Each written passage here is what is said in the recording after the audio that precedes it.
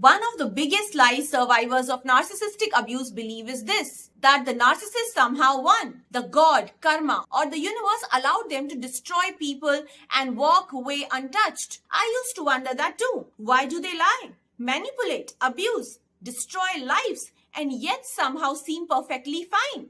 But then I realized something that changed everything. The greatest punishment for a narcissist is not something that happens after death. It is something that lives with them every single day. When you are recovering from narcissistic abuse, it's normal to feel angry. Angry at life, angry at God, angry that someone could cause so much pain and never seem to face consequences. You look at the narcissist and think, they lied, they manipulated, they hurt people, and they still seem happy. But what if things are not actually what they appear? What if the narcissist has already lost something more valuable than money, status, image, or power? You see, healing requires one thing: brutal honesty. To heal, you have to look into the mirror. You have to admit your wounds. You have to admit your mistakes. You have to acknowledge your pain. And that takes courage. As survivors, we often spend years doing exactly that. We cry, we reflect, we question ourselves, we grow, we evolve, and slowly we become stronger. But narcissists cannot do that because their entire identity depends on avoiding accountability. Admitting fault feels unbearable. Admitting they hurt someone feels unbearable. Admitting they were wrong feels unbearable.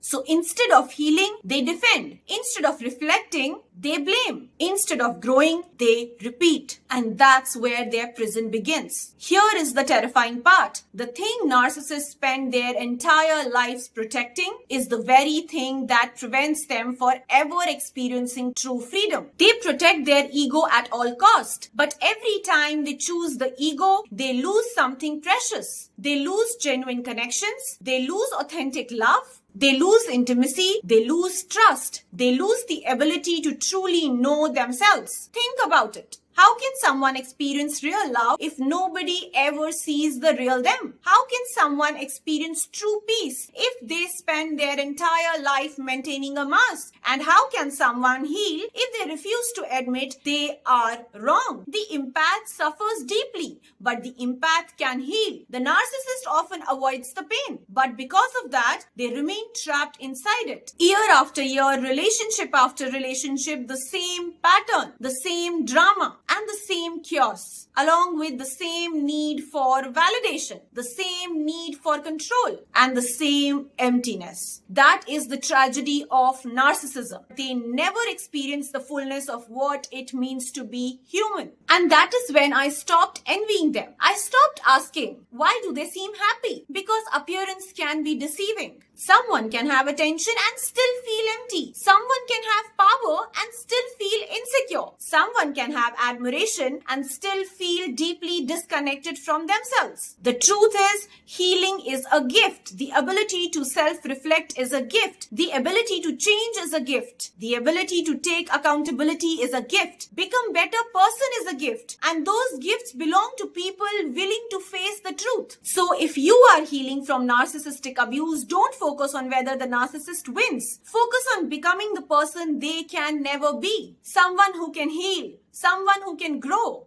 Someone who can love without manipulation, and someone who can face the truth and still keep moving forward, because that is the real freedom, and that is something no narcissist can fake. If this message resonated with you, subscribe to the Zen Journey. Your healing journey is not the end of your story, it is the beginning of your freedom.